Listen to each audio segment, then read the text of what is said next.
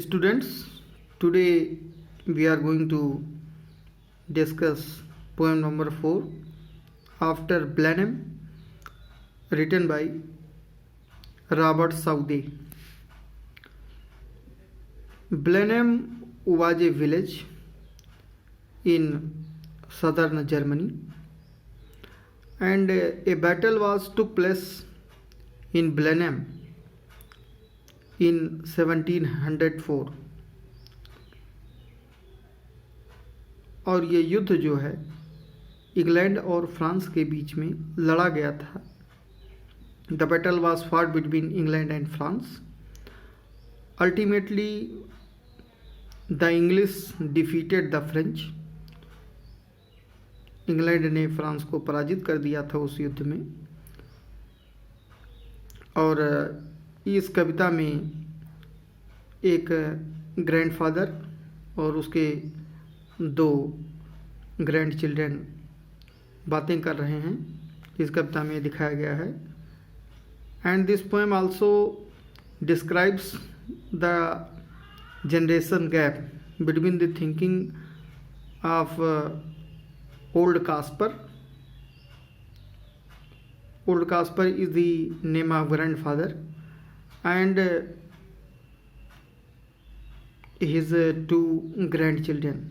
Old Caspar की जो thinking है और जो उसके दो ग्रैंड चिल्ड्रन हैं उनकी थिंकिंग में अंतर दिखाया गया है. जनरेशन गैप की बात की गई है.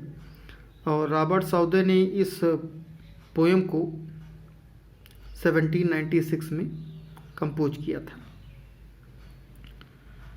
तो without making any delay, we are going to explain the poem line by line.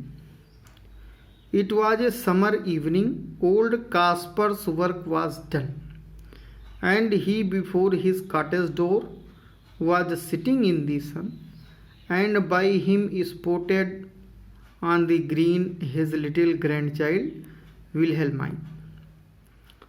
The poet said that it was a evening time and it was summer time also. गर्मी का मौसम था, शाम का समय है. Old Caspar's work was done and he before his cottage door was sitting in the sun.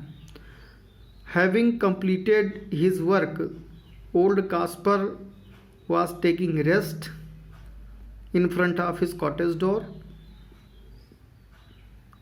and he was sitting in the sunshine. And next to him there was a patch of land covered with green grass, and over there his little grandchild Wilhelmine was playing. Wilhelmine ये उसकी छोटी नातिन का नाम है, grand daughter है. विलहेल्माइन एक छोटी लड़की का नाम है. तो वो वहाँ पे खेल रही थी जहाँ पे कास्पर बैठा हुआ था. उसी कुटिया के सामने विलहेल्माइन जो उसकी ग्रैंड डॉटर है वो खेल रही थी. कास्पर उसके बाबा का नाम है. She saw her brother Peterkin roll something large and round, which he beside the rivulet in playing there had found. He came to ask what he had found that was so large and smooth and round. She saw. While playing, Wilhelmine saw that her brother Peterkin was rolling an object.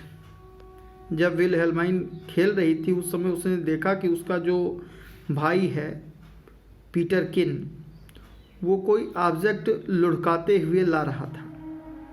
And the object was big and it had round shape. And Peterkin found that object beside the rivulet. Rivulet होता है एक छोटी जलधारा होती है, small brook और we can say small stream. तो उसी जलधारा के पास खेलते हुए उसने उस ऑब्जेक्ट को प्राप्त किया था और वो लुढ़काते हुए अपने बाबा के पास उसको ले जा रहा था पूछने के लिए कि ये क्या है। He came to ask what he had found. वो अपने बाबा के पास जाता है पूछने के लिए। He came to his grandfather to ask him what the object is, कि ये ऑब्जेक्ट क्या है जो कि इतना बड़ा है, लार्ज है, स्मूथ यानी चिकना है और राउंड गोलाकार है। Old Caspar took it from the boy, जो उसके बाबा का नाम है ओल्ड कास्पर, वो उस ऑब्जेक्ट को बच्चे के हाथ से ले लेते। Old Caspar has taken that object from his grandson because he had experienced many ups and downs in his life, and at that time the boy was standing, and at the same time the boy was very expectant, means very curious to know about what the object was. बच्चा वो जानने के लिए बहुत ही उत्सुक था कि वो ऑब्जेक्ट किसके बारे में है, उस ऑब्जेक्ट का नाम क्या है। एक्सपेक्टेंट मीन्स यहाँ पे उत्सुक, curious to know about that object. And then the old man shook his head, और तब उसके बाद उसके बाबा ने सिर हिलाया।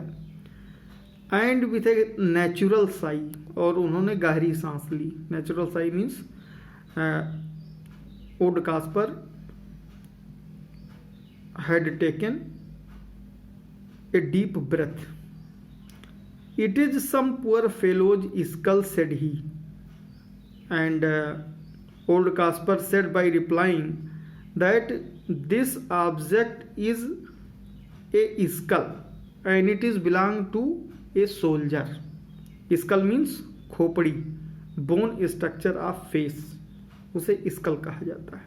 उन्होंने कहा कि एक सैनिक का खोपड़ी का एक कंकाल तंत्र है, who fell in the great victory, and that soldier was killed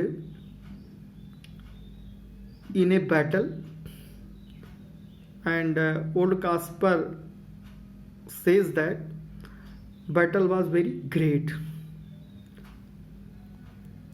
Coming on to the next stanza. I find them in the garden, for there is many here about, and often when I go to plow, the plowshare turns them out.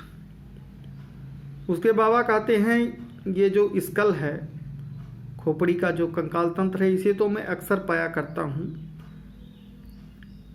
बगीचे में। Often when I go to plow, when I plow my field, जब मैं अपने खेत को जोतता हूँ, the प्लाउशेयर turns them out, तो जो जमीन में दबे हुए स्कल्स होते हैं, वो प्लाउशेयर जो हल होता है उसका नुकीला भाग, उस नुकीले भाग से जब मिट्टी पलटती है तो उससे जो दबे हुए स्कल्स होते हैं वो ऊपर आ जाते हैं। Buried skulls gets come on the surface when I turn soil, and for many thousand men, said he, were slain in that great victory. Slain means killed. और उसके बाबा कहते हैं कि बहुत से लोग उस युद्ध में मार दिए गए थे। Many thousand men मतलब thousands of people were killed in that battle, जो बैटल ब्लैक गांव पर हुआ था। Now tell us what it was all about. अब बच्चे पूछते हैं कि हम लोगों को आप ये बताइए कि ये युद्ध किस लिए लड़ा गया था। उसके जो विलहेल्मिन लड़की है और जो पीटरकिन है, वो पूछता है कि tell us the detail description of the war, why the war was fought between England and France. And little Wilhelmine looks up with wonder waiting eyes, और जो विलहेल्मिन लड़की है वो भी बहुत ही उत्सुकता भरी आँखों से अपने बाबा को सुनने को आतुर है कि वो युद्ध का कारण क्या बताते हैं। विल्हेल्मिन is also very curious to know about the region where the war was fought between England and France. Now tell us all about the war. And Wilhelmine and Peterkin ask their grandfather, please tell us the reason behind the war. कि वार क्यों लड़ा गया इसके बारे में आप बताइए। And what they fought each other for, और किस चीज़ की प्राप्ति के लिए दो देश आपस में लड़े थे, इसके बारे में आप हमें बताइए।